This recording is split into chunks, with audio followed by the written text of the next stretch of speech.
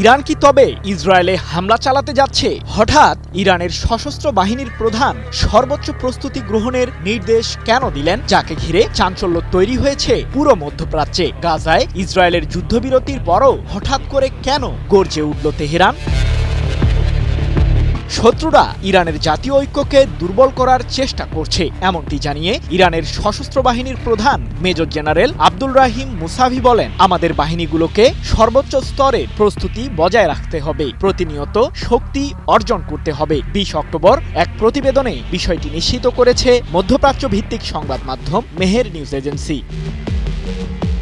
সাম্প্রতিক সময়ে ballistic missile তৈরির দিকে মনোযোগ দিয়েছে ইরানের সর্বোচ্চ প্রতিরক্ষা বাহিনী IRGC, কারণ গত জুনে ইসরায়েলের বিরুদ্ধে ১২ দিনের যুদ্ধে ইরানের মিসাইল ও ড্রোনগুলো দিয়েই ইহুদিবাদীদের ঘায়েল করেছিল IRGC।